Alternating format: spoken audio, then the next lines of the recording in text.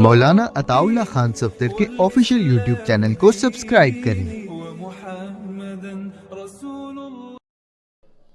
اللهم صل على محمد وعلى آل محمد كما صليت على إبراهيم وعلى آل إبراهيم إنك حميد مجيد اللهم بارك على محمد وعلى آل محمد كما باركت على إبراهيم وعلى آل إبراهيم إنك حميد مجيد۔ گرامی قدر سامعین حضرات،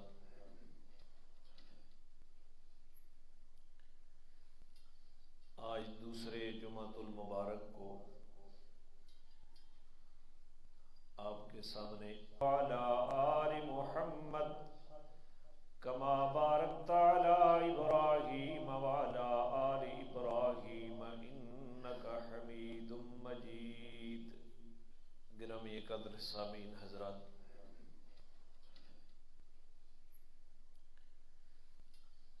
آج دوسرے جمعۃ المبارک کو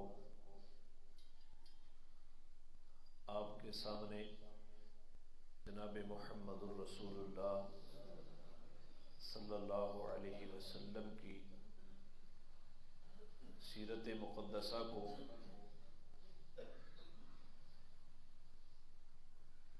بیان کرنے کی سعادت حاصل کر رہا ہوں۔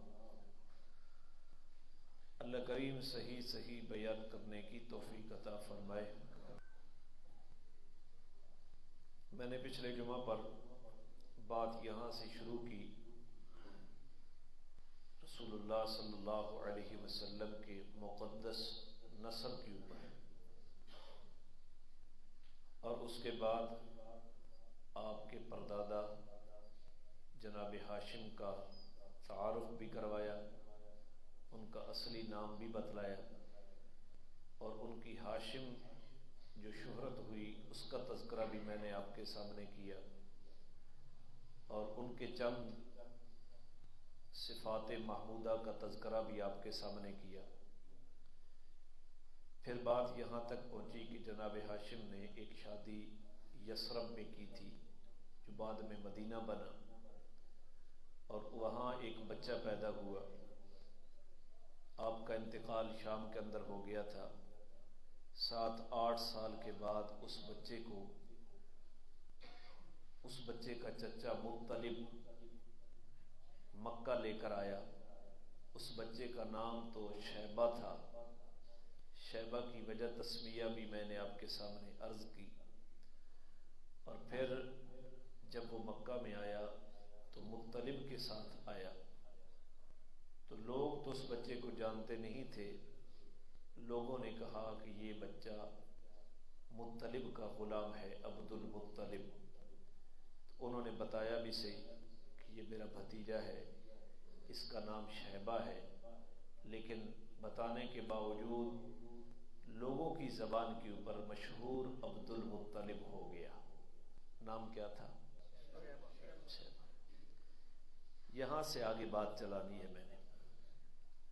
اب تھوڑی سی بات میں نے عرض کی، کچھ نہ کچھ خلاصہ آپ کے ذہن میں آ گیا ہوگا۔ اب تھوڑا سا پیچھے چلتے ہیں جناب عبد المطلب کو بیان کرنے کے لیے۔ میں نے پچھلے جمعے پہ کہا کہ سیرت کے عنوان کو شروع کرنے سے پہلے بہت سے مبادیات ہیں، بہت سے ایسے امور ہیں کہ جن کا تذکرہ ضروری بھی ہوتا ہے، اور اگر ان چیزوں کی طرف چلے جاؤ تو بات لمبی بھی ہو جاتی ہے۔ تو ایک خطیب کے لیے یہ بڑا مشکل ہے کہ وہ اس بات کو کہاں سے شروع کرے۔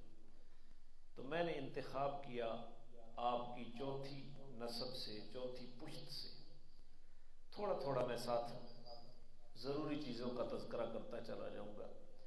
تو آج تذکرہ کرنا ہے جناب عبد المطلب کا۔ آپ مکہ میں آ گئے، اور پھر جب آپ بڑے ہوئے تو آپ مکہ کے سردار بنا دیے گئے۔ یہ گھرانہ ہی سردار تھا۔ آپ پیچھے چلے جائیں، آپ کے پورے نسب میں یہ گھرانہ ہی سردار تھا، بلکہ اللہ نے کوئی نبی ایسا نہیں بھیجا جو صاحب شرافت اور صاحب کرامت خاندان کے علاوہ ہو۔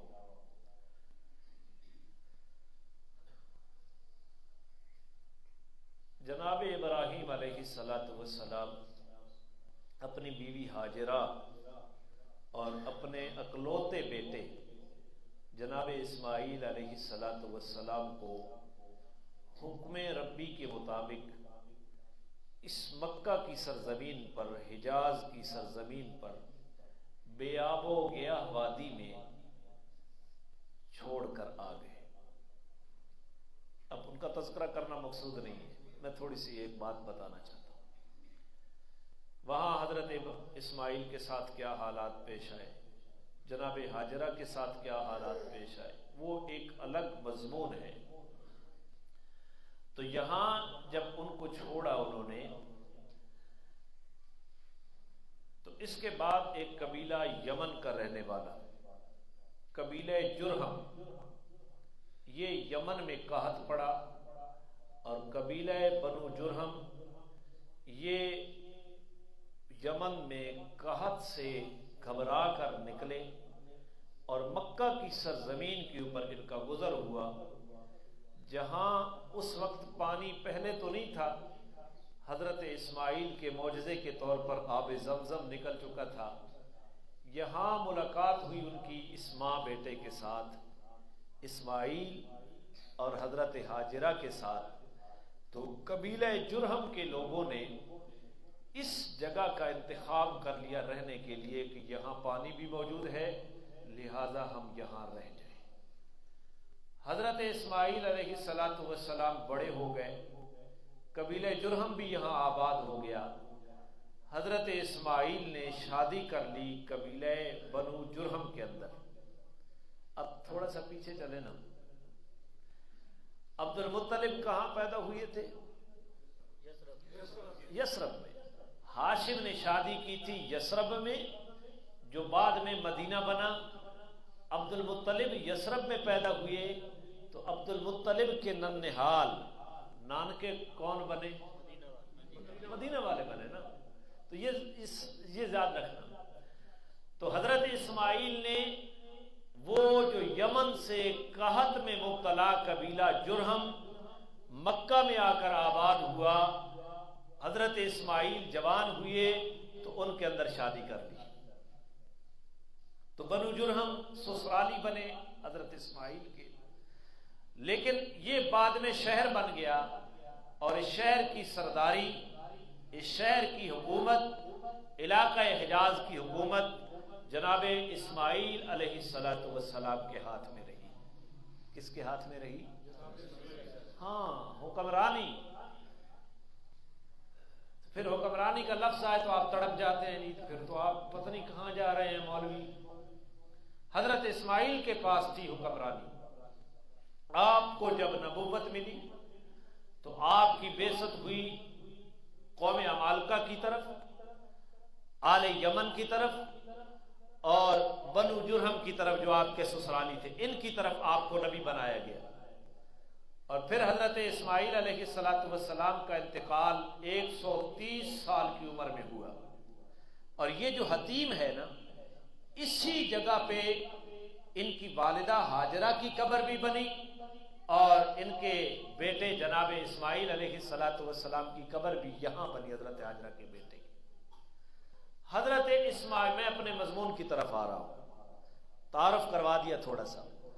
حضرت اسماعیل کے وصال کے بعد آپ کا بیٹا کیدار بن اسماعیل، حضور کے نسب نام میں اس کا تذکرہ ہے، وہ مکہ کا والی بنا، وہی سردار بنا، اور یہ سرداری اور یہ قیادت اور یہ حکمرانی حضرت اسماعیل کی اولاد میں منتقل ہوتی گئی، اور یہ مکہ شہر بڑھتا گیا، آبادی بڑھتی گئی، اور پھر اس کے بعد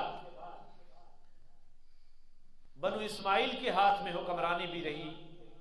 ایک وقت کے بعد یہ جو حضرت اسماعیل کا سسرالی قبیلہ تھا بنو جرہم، اور بنو اسماعیل حضرت اسماعیل کا اپنا قبیلہ، ان کا کسی مسئلے کے اوپر اختلاف ہو گیا، جھگڑا ہو گیا، اور اس اختلاف میں حکمرانی کے اوپر قبضہ کر لیا بنو جرہم نے.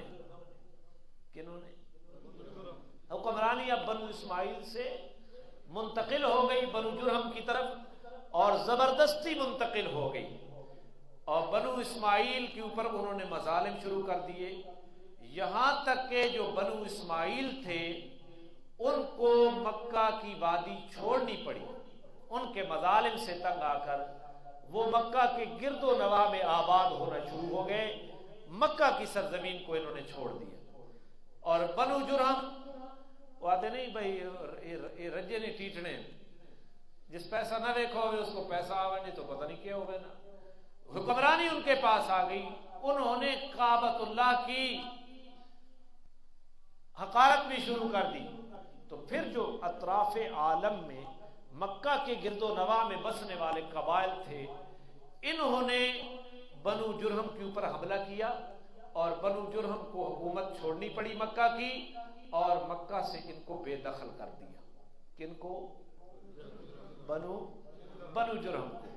تو بنو جرہم کا جو سردار تھا مزاز بن عمر، اس نے کعبۃ اللہ کے اندر جو سامان موجود تھا، کچھ تیر تھے، تلواریں تھیں، زرہیں تھیں، ہرنیاں تھیں سونے کی بنی ہوئی، ان تمام کو جاتے جاتے جب شکست ہوئی تو آب زمزم کا جو کنواں تھا اس کنویں کے اندر دفن کر کے اوپر سے کنویں کے اوپر مٹی ڈال دی اور سطح زمین کے برابر کر دیا اس کنویں کو. کنویں کا نام و نشان بھی مٹا دیا مزاز ابن عمر نے، جو بنو جرہم کا سردار تھا. اور پھر یہ قبیلہ وہاں سے نکل گیا. پھر بنی اسماعیل کی حکمرانی دوبارہ مکہ کے اوپر قائم ہو گئی. وقت گزرتے گزرتے لوگوں کو خیال بھی نہیں آیا کہ یہاں آب زمزم کا کوئی کنواں موجود تھا. پھر قصی نے، حضور کے دادوں میں ایک نام ہے قصی بن کلاب، قصی نے مکہ کے اندر ایک میٹھے پانی کا کنواں کھدوایا. لوگ اس سے پانی بھرتے تھے. آب زمزم کے کنویں کا نام و نشان بولتے نہیں ہیں. میں آپ اتنی حیران ہوں گے نا کہ مولوی صاحب سیرت النبی بیان کرتے کرتے پتہ نہیں کہاں جا گئے.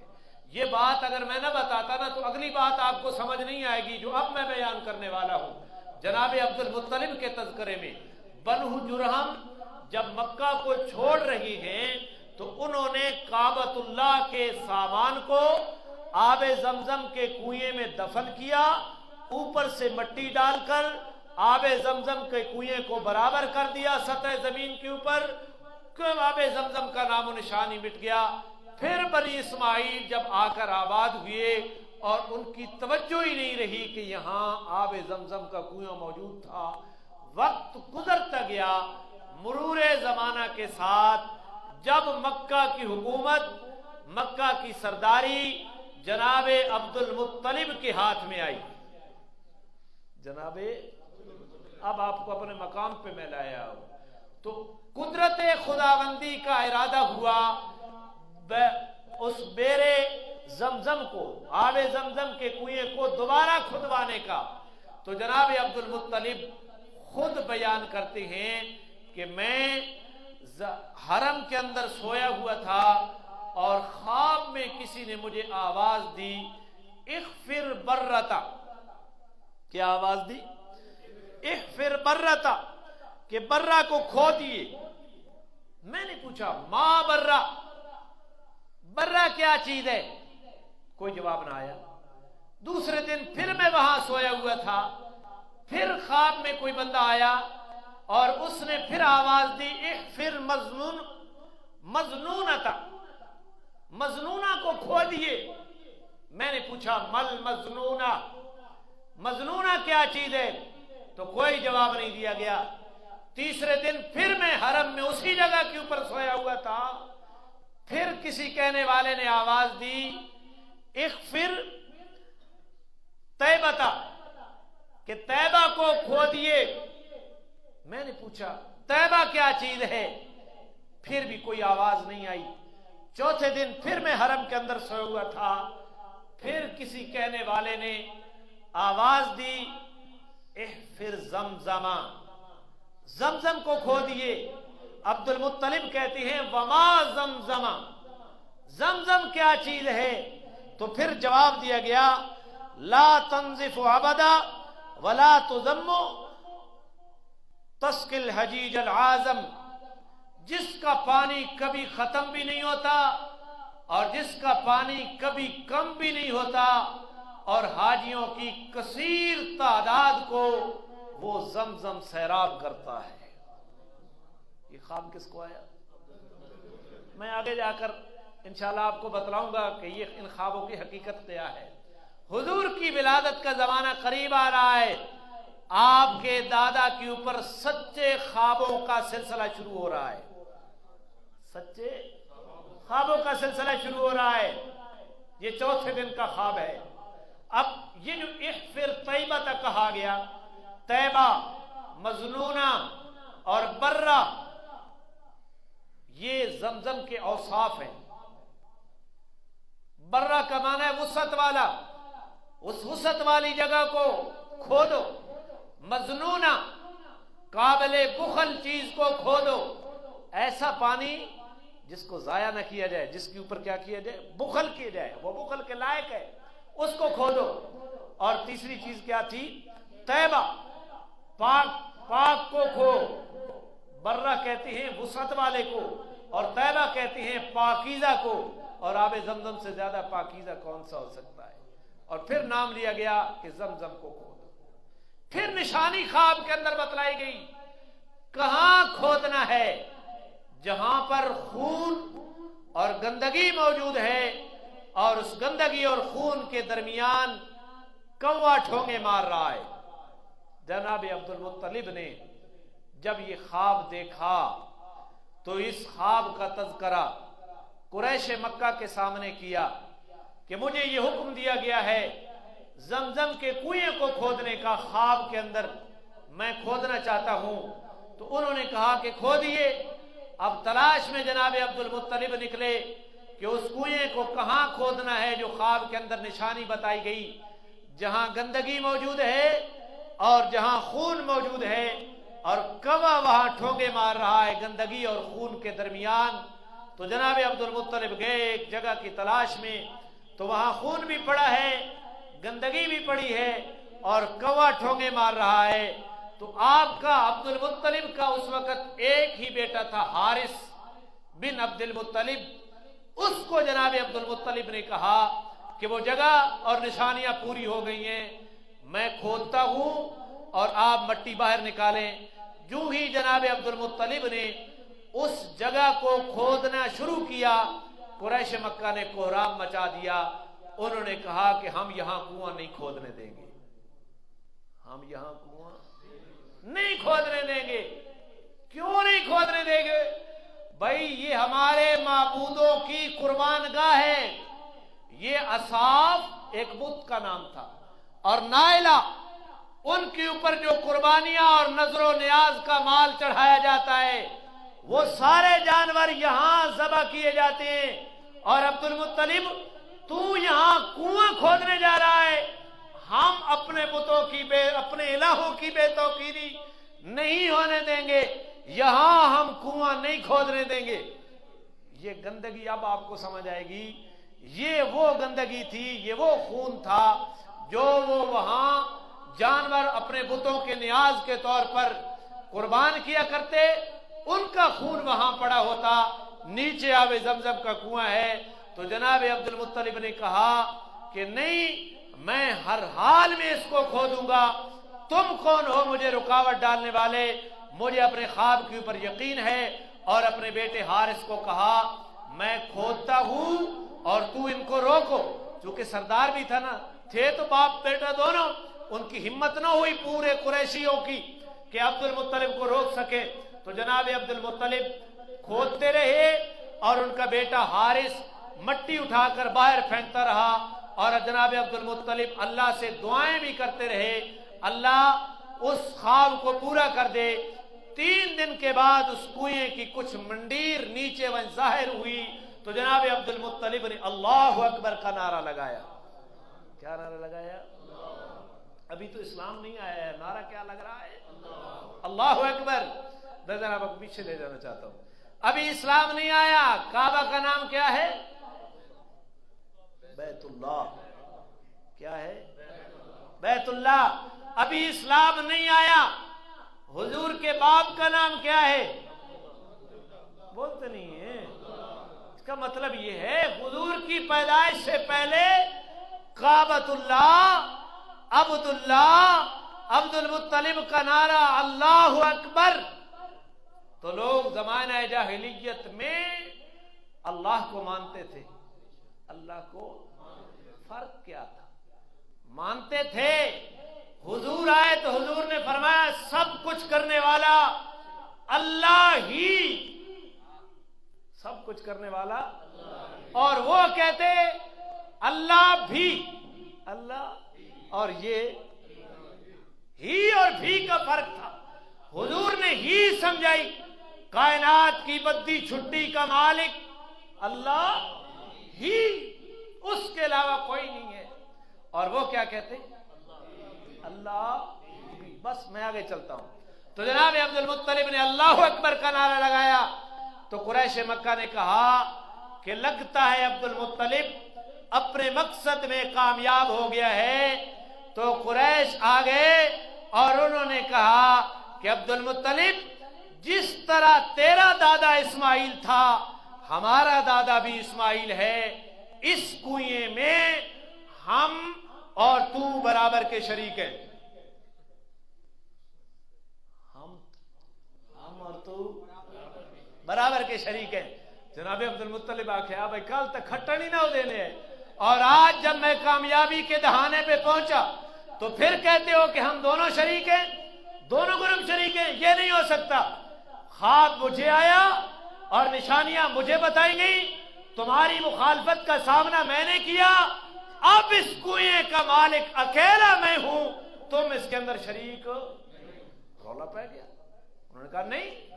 तो जनाब अब्दुल मुत्तलिब ने कहा कि ठीक है, तो झगड़े का एक ही हल होता है, तुम जिसको मर्जी चाहो हकम बना लो, फैसल मान लो, किसी को काजी बना लो, मैं भी अपना मुकदमा उसके सामने रखूंगा, तुम भी अपनी बात सामने रखोगा।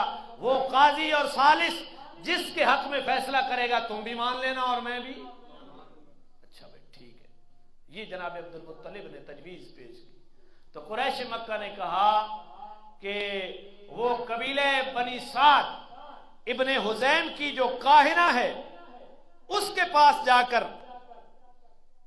फैसला करवाएंगे। किसके पास? काहिना के पास। हूं मैं सारी गल्लां समझाउणी ही पौसे ना, क्योंकि मेरा मजमून अकायद होते हैं। अकीदा ठीक नहीं है तो बस ना नमाज ना फायदा थे ना। काहिन किसको कहते हैं? जो लकीरें देखकर गैब की खबरें बताता है। तो जेड़ा किताबा का देना अखी बंद करके केड़े हिस्से से तेरा हाथ थाना प्या, ये काहिन होते हैं। तो कुरैश मक्का ने कहा कि सालिस कौन होगा? इब्ने साद कबीला की काहिना रहती कहां है? मुल्क शाम के बालाई इलाके में। ओ कमलो इतने दूर फैसला कराने गल मक्के दी। यहां भी मसले तलाकों के हों और अपने आप को सुन्नी कहने वाला कहता है कि शहर के वस्त में एक काहिन बैठा है, हम तलाक के फैसले उससे करवाएंगे। तो पता नहीं कितने रहे। तुम तो कहते हो जी मौलवी साहब तो सहाबा का दिफा नहीं करते। जी कौन सा दिफा आप मुझसे चाहते हो? तुम्हारी तो जुबान हिलती है, मौलवी साहब जी फलां जमात का हिस्सा क्यों नहीं बनते? मैं पूछता हूं तुम नमाज क्यों नहीं पढ़ते? मैं पूछता हूं तुम दाढ़ी क्यों नहीं रखते? तो जब मैंने एतराजात खोले ना, तुम्हारी हैसियत भी उन काहिनों के आगे वाज़े है और मेरी हैसियत भी उन काहिनों के आगे वाज़े है। मैंने जिस अंदाज में लोहे के चन्ने उन्हें चबाए हैं, उनकी नस्लें भी याद रखेंगी कि किस शख्स ने हमारा पीछा किया था। अकीदे की खराबी हो तो सालिस किसको माना जाता है? काहिनों को। काहिना फैसला कर जाना। अब्दुल मुत्तलिब ने कहा ठीक है जी, तुम्हारा ही सालिस सही। चलो भाई, बनी अब्द मनाफ के 20 लोग बइख्तिलाफ रवायात जनाब अब्दुल मुत्तलिब ने अपने साथ लिए اور قریش مکہ نے مختلف قبائل میں سے ایک ایک بندہ لیا، 40 آدمیوں کا یہ قافلہ اس کاہنہ کے پاس آب زمزم کے کنویں کی ملکیت کے بارے میں، اس کی سرداری کے بارے میں فیصلہ کروانے ملک شام جا رہا ہے، اس کاہنہ سے فیصلہ کروانے کے لیے۔ اب مکہ اور شام کے علاقے کے درمیان ایک جگہ آتی تھی جہاں ایک بہت وسیع و عریض میدان تھا، جس کے اندر نہ کسی قسم کا سایہ اور نہ کسی قسم کا پانی، نہ کسی قسم کا۔ اب جناب عبد المطلب کے ساتھیوں کے پاس جتنا پانی تھا وہ سارا پانی ختم ہو گیا، سارا پانی۔ نوبت یہاں تک آ گئی کہ پیاس کی وجہ سے مرتے ہیں۔ اب انہوں نے بنی عبد مناف کے لوگوں نے اپنے ان قریشی بھائیوں سے پانی مانگا، پانی تو ہمیں دے دو، ہم مرتے ہیں۔ انہوں نے کہا ہمارے پاس پانی صرف اتنا ہی ہے ہماری اپنی ضرورت کے لیے، اگر تمہیں دے دیا تو ہماری پوزیشن بھی وہی ہو جائے گی جو اس وقت تمہاری ہے۔ بات سمجھ رہے ہو آپ؟ انہوں نے پانی دینے سے انکار کر دیا، پانی دینے سے۔ تو جناب عبد المطلب نے کہا اب تمہاری کیا رائے ہے اپنے ساتھیوں کو؟ انہوں نے کہا آپ جو آرڈر کریں گے، آپ کا جو حکم ہوگا ہم اسی حکم کے اوپر عمل کریں گے۔ انہوں نے کہا مر تو ویسے ہی رہے ہیں، کریں یہ کہ ہر آدمی 20 آدمی تھے، اپنا اپنا گڑھا کھود لے اور موت کا انتظار کرے، اور جب کوئی آدمی مر جائے پیاس سے تو اسی گڑھے کے اندر اس کو اس کے ساتھی دفنا دیں۔ 19 آدمی مر جائیں گے، ان کو دفن کر دیا جائے گا، ایک آدمی بچ جائے گا۔ اگر ایک آدمی کی لاش ضائع ہو گئی، اس کو کوئی دفن کرنے والا نہ ہوگا، تو یہ بہتر ہے اس سے کہ 19 آدمی اور کی لاشیں بھی ضائع ہو جائے، ایک کی ضائع ہونا نے کافی ہے۔ تو انہوں نے گڑھے کھودنے شروع کر دیے اور موت کا انتظار کرنا شروع کر دیا، اور ان کے وہ ساتھی قریش مکہ دیکھ رہے ہیں۔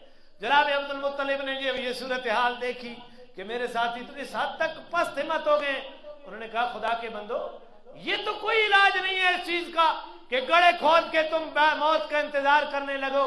میں نے تو ایک بات کہہ دی ہے، لہذا ہمیں پانی کی تلاش کرنی چاہیے۔ تو لوگوں نے ہمت باندھی اور پانی کی تلاش میں نکلے۔ جناب عبد المطلب اپنی سواری کے پاس آئے اور اشعار میں اللہ کریم سے دعا کی کہ اللہ ہم پانی کی تلاش میں نکل رہے ہیں، اور اپنی سواری کے اوپر سوار ہوئے جناب عبد المطلب۔ جو ہی سواری اٹھی اور اس کا سم زمین کے اوپر رگڑا، اللہ نے نیچے پانی کا چشمہ جاری کر دیا۔ پورا قافلہ قریش بنی عبد مناف کا اللہ اکبر کے نعرے سے گونج اٹھا، اور قریشی لوگوں نے کہا بھائی ان کو کیا ہو گیا ہے؟ انہوں نے پانی بھرا، پانی پیا، مشکیں بری، اور ان قریشیوں کو بھی کہا کہ تم نے تو نہیں دیا تھا نا، اللہ نے غیب سے دے دیا ہے، آؤ اب تم بھی پانی۔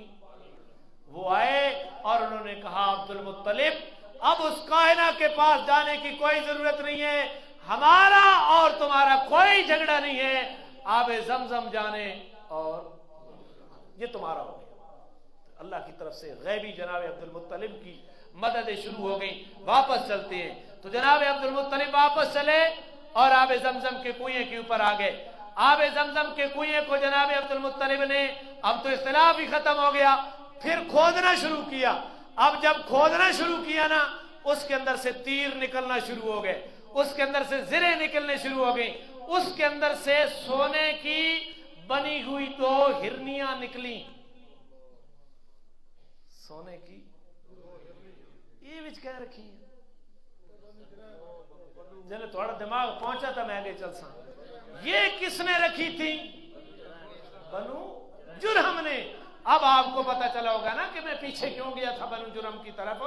یہ بنو جرہم جب وہ شکست خوردہ ہوئے تو وہ یہاں چھوڑ کر گئے تھے، دفن کر کے گئے تھے، انہی نے مٹی ڈال کر آب زمزم کے کنویں کو برابر کر دیا تھا سطح زمین کے، اور اس کا نام و نشان مٹ گیا۔ جناب عبد المطلب کو غیبی طور پر اطلاع دی گئی اور کھودا گیا، نیچے سے 2 سونے کی ہرنیاں نکلی اور کچھ تیر نکلے، کچھ کچھ تیر اور تلواریں نکلی۔ اب انسان لالچی ہے نا، انہوں نے تو فیصلہ کیا تھا کہ عبد المطلب کنواں جانے، اور انہوں نے کہا بھائی سونا نکلا तलवारें और तीर निकले। उन्होंने फिर आगे कुरैश मक्का, अब्दुल मुत्तलिब पानी के मुतालिक हमने कहा था ये भी इस्माइल का माल है और हम इस्माइल की औलाद में हैं, जिस तरह तू इनका वारिस है हम भी क्या हैं। अब्दुल मुत्तलिब ने कहा कि यूं नहीं होगा, यूं नहीं होगा कि तुम फैसला फिर जिवें हुण जनाब साड़ी कौम हो गई, साढ़े लीडर की पोजीशन है यू टर्न। हर गल तो एक ही नहीं, एक का नाम तो यू टर्न खान बन गया ना, सारे यू टर्न है। तो उन्होंने फिर यू टर्न ले लिया, उन्होंने कहा नहीं हम भी इनके मालिक हैं। तो जनाब अब्दुल मुत्तलिब ने कहा कि नहीं, इस इख्तिलाफ का फैसला भी मैं इंसाफ से करूंगा, कुरा डालेंगे। क्या डालेंगे? कुरा डालेंगे। ठीक है, किस तरह कुरा डालोगे? 2 तीर जर्द रंग के अल्लाह के नाम के होंगे और 2 तीर स्याह रंग के मेरे होंगे और 2 तीर सफेद रंग के ये तुम्हारे होंगे। ये क्या होंगे? तुम्हारे होंगे। एक के ऊपर 2 हिरनियां लिखी जाएंगी और 2 हिरनियों को इकट्ठा एक माल तस्वुर किया जाएगा। दूसरे 2 तीरों के ऊपर तलवार और तीर का नाम लिखा जाएगा। तीर और तलवार दोनों को एक माल माना जाएगा और बाकी 2 तीर जो बच जाएंगे एक रंगत के, उनके ऊपर ला शय लिखा जाएगा कि कुछ भी नहीं। अब तीरों के जरिए जो जिसका हिस्सा अल्लाह का हिस्सा निकला तो वो अल्लाह का, मेरा निकला तो मेरा, तुम्हारा निकला तो जिसका खाली निकला उसकी किस्मत। तो कुरैश मक्का ने कहा अब्दुल मुत्तलिब बड़े समझदार आदमी थे कि आपने इंसाफ वाली बात की है, इसी तरह तकसीम करेंगे। अच्छा भाई, अब आओ फिर कुरैश मक्का की रसूमात की तरफ। कुर्रा कहां डालना है? कुर्रा काबतुल्लाह के अंदर 360 बुत रखे हुए थे और सबसे बड़ा बुत जो था हुबुल, क्या नाम था? हुबुल, हे लाहौरी वाली हुबुल। उसके पास तरकश भी होता, पांसे के तीर भी होते और वहां एक मुजावर बैठा होता। किसी ने निकाह करना होता वहां कुर्रा निकाला जाता, किसी ने कोई कुर्बानी करनी होती वहां कुर्रा निकाला जाता, किसी ने सफर में जाना होता वहां कुर्रा अंदाजी की जाती। हुबुल के पास जाकर यह कुर्रा अंदाजी की जाएगी। और एक और गल दसा मजे दी, हुबुल क्या था? जी आगे मैंने तो सीरत को चलाना है ना, मैं तो सीरत तक आपको पहुंचाने के लिए एक तमहीद में अभी तक फिर रहा हूं। उस बुत का नाम क्या था? आप अगर मुझे बता सकते हैं तो मेहरबानी होगी आपकी। हुबुल किसके नाम पर बुत था? बोलना, आप चुप रहना अभी मुझे जी, किसने बताया है भाई? जज़ाकल्लाह। किसके नाम पे था? हजरत हाबील के नाम पर। हुण मैं लिखी पढ़ी कौम नूं बात समझावना। हाबील कौन था? हजरत आदम का बेटा, जिसको काबील ने कत्ल किया था, शहीद किया था। कायनात इंसानी का पहला शहीद हाबील, उसके नाम के ऊपर कुरैश मक्का ने सबसे बड़ा बुत काबतुल्लाह के अंदर रखा हुआ था। उस बुत का नाम क्या था? जी हुबुल। ये बुत इतनी मजाक नहीं है कि वो बुतों से मांगते हैं। बुत तो बहाना था, मांगते किन से थे? उन शख्सियतों से जिनके नाम के ऊपर बुत थे। इंशाअल्लाह जब मेरे नबी की दावत आएगी वहां मैं इसको फिर अल्लाह ने तौफीक दी तो वादे करूंगा। उस हुबुल नामी बुत के साथ पास तांसे की तीर होते, वहां से कुर्रा अंदाजी करवाएंगे। मान लिया भाई ठीक है, हुबुल भी सबका मुश्तरका है, तो वहां हुबुल का जो मुजाविर था 6 तीर उसे दे गए, 2 जर्द रंग के वो अल्लाह के नाम के और 2 स्याह रंग के वो जनाब अब्दुल मुत्तलिब के नाम के और 2 सफेद रंग के वो कुरैश मक्का के नाम के ऊपर। तो उस हुबुल के मुजाविर ने हुबुल के आज भी कुरान अंदाजी मुजावरा कोल थी नहीं, चाहे वो हुबुल का मुजाविर हो या नाम नहीं लेता किसी और चीज का मुजाविर हो, ये मुजाविर इतनी ही मुतबर्रक हो जाया करते हैं लोगों के ज़हन में। कुरानदाजी वहां की गई तो पहले जिनके ऊपर हिरनियां लिखी हुई थी, जर्द रंग के तीर वो निकले, सोने की हिरनियां किसके नाम की निकली? फैसला हो गया। अब रह गए तीर और तलवारें। वो तीर निकाले तो दोनों तीर जनाब अब्दुल मुत्तलिब के नाम के ऊपर, और फिर तीर रह गया लाश है वाला जिसके ऊपर कुछ भी नहीं था, वो निकल गए किनके हक में? हिरनियां अल्लाह के नाम की सोने की, तलवार और तीरें जनाब अब्दुल मुत्तलिब के हक में निकले, और कुरैश मक्का खाली रह गए। अब जनाब अब्दुल मुत्तलिब का फैसला, अब ये फिर इमदाद इलाही आ गई ना कि अब्दुल मुत्तलिब का पलड़ा तो फिर भारी हो गया। अब्दुल मुत्तलिब ने वो दोनों सोने की हिरनियां काबतुल्लाह के दरवाजे के ऊपर रख दी, और जो तलवारें और तीर थे उनको काबतुल्लाह के दरवाजे के साथ लटका दिया कि मैं अपनी जात के लिए नहीं लेता। तो जनाब सैयदना अब्दुल्लाह बिन अब्बास रजी अल्लाह ताला अन्हु फरमाते हैं, इस कायनात में पहला शख्स जनाब अब्दुल मुत्तलिब थे जिन्होंने काबतुल्लाह के दरवाजे को सोने से मुज़य्यन किया और तीरों और तलवारों से क्या किया? ये फैसला किसके हक में हो गया? जनाब अब्दुल मुत्तलिब के हक में। फिर एक अरसे बाद मैं थोड़ा सा टच दे के आगे चलता हूं। एक काफिला मुल्क शाम से मक्का के अंदर शराब बेचने के लिए आया। केड़ी शे बेचन आया? ते शराबियां हो हरनियां बेच के ते शराब गिद्दी। हरनियां कितों चाहिए जी? कहें बोलो बोलो कहें। मैं तो नहीं से वास्ते आखना, इस नस्ल नू बचाओ, चरसियां तो हफीमियां तो बचाओ अपनी नस्ल नू, और इन्हां दे करीब अपने बच्चे नू बैठन वास्ते कैंसर जितना जहर समझो। क्यों? अगर ये नस्ल शराबी ते चरसी बन गई, इन्हां मसीती दी संदूकड़ियां, बैटरियां, यूपीएस भी कोई नहीं छोड़नी। उस वक्त दे शराबियां काबा दे बुए तो सोने दी हरनियां बेच के शराब गिद्दी। लिखा पड़ा है सीरत की किताबों में।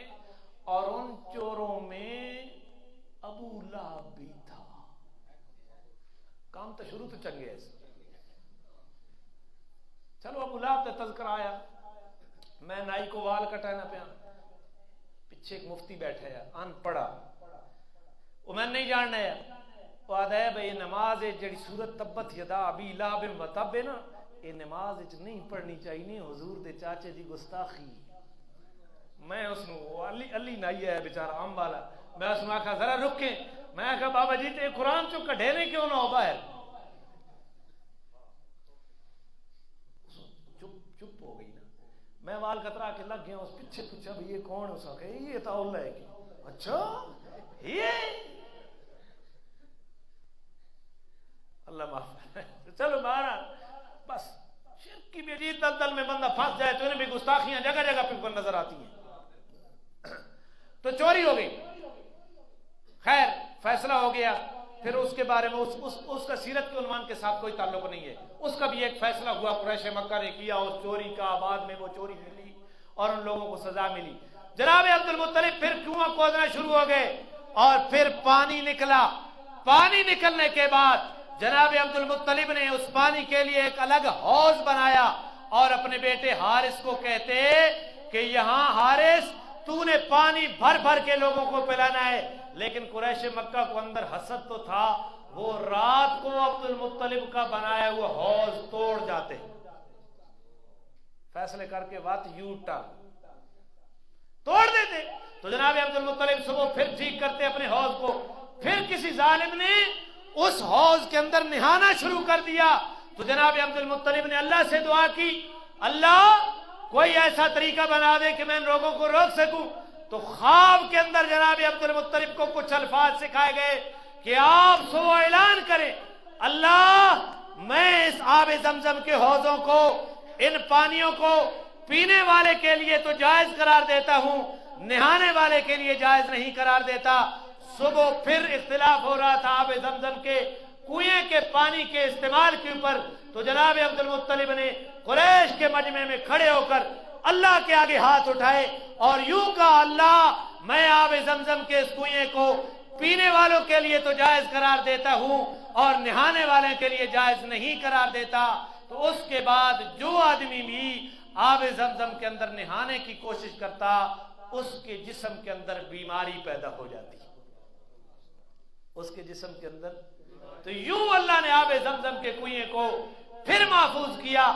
उस वक्त जनाब अब्दुल मुत्तलिब ने उस वक्त ये मन्नत मानी थी, अल्लाह इतनी मुश्किलात मैंने झेली हैं कुएं को खोदने में, अगर तू मुझे 10 बेटे दे दे तो एक बेटा मैं तेरे नाम के ऊपर कुर्बान करूंगा। किसने कहा? इस मन्नत के असबाब में इख्तिलाफ है आले सैयर का कि ये मन्नत आपने किन वजूहात के ऊपर मानी थी, मैं उसकी तरफ नहीं जाना चाहता। इतनी बात मुसल्लम है कि जनाब अब्दुल मुत्तलिब ने जब ये कुआं उनकी तावील में आ गया, अल्लाह मेरी मदद कर और मुझे 10 बेटे अनायत कर, जब तू मुझे 10 बेटे दे देगा उन 10 में से एक बेटा मैं अल्लाह तेरे नाम पर क्या करूंगा, क्या करूंगा। जनाब अब्दुल मुत्तलिब के 10 बेटे हो गए और आपको अपनी मन्नत भूल गई, आपको अपनी मन्नत। फिर ख्वाब आया, भाई मन्नत पूरी कर, मन्नत पूरी कर। बिलाखिर मन्नत पूरे होते होते, इसकी तफसीलात में इंशाल्लाह आगे जाकर बतलाऊंगा, अगले जुमे पर अल्लाह ने तौफीक दी तो कुर्रा डाला गया और कुर्बानी का कुर्रा अब्दुल मुत्तलिब के बेटे अब्दुल्लाह के नाम निकला। किसके नाम निकला? जानते हो अब्दुल्लाह कौन है? मोहम्मद बिन अब्दुल, उनके नाम निकला। मैं इंशाअल्लाह अगले जुमे पर इसको बयान करूंगा। उसके बाद जो अगला जुमा आएगा ना, उसके ऊपर हमारी जुमे की मजलिस का उन्वान होगा महफिल मीलादुन नबी। क्या होगा? महफिल मीलाद का क्या माना है? पैदा होना। मीलादुन नबी का क्या माना है? और जिस मजलिस में हम हुजूर की पैदाइश का तज़किरा करेंगे, उस महफिल का उन्वान क्या होता है? महफिल मीलादुन। हम इंशाअल्लाह एक जुमा छोड़ के अगर जिंदगी रही तो महफिल मीलादुन नबी कॉन्फ्रेंस करेंगे।